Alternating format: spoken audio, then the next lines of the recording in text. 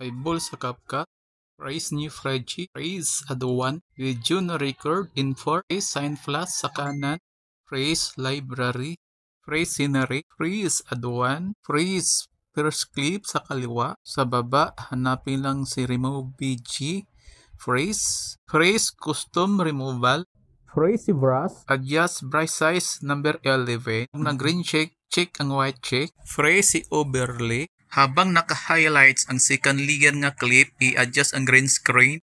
Sa baba, hanapin natin si Duplicate. Freeze. Sa baba, hanapin natin si Transform. Freeze si Transform. Freeze si Mirror. Freeze si Rotate ng 2 times. Long hold, ibaba, i-drag pa kaliwa. Freeze si second layer nga clip. Adjust sa gitna. Freeze si Keyframe. Maglagay tayo ng keyframe sa pinakadulo. Pagdating sa dulo, hilain pabalik yung tao. Mag-automatic na siya magkaroon ng keyframe. Raise si third layer nga clip. Adjust yung tao. Raise si keyframe. Maglagay tayo ng keyframe sa dulo ng clip. Adjust yung tao na mag-automatic na may keyframe. Tap ang main clip. Rotate sa kamay ang scenery.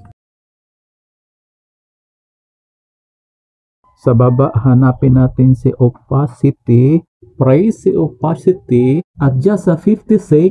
Check. Tap si main clip. Tap si split. Tap yung na-split sa kanan, delete.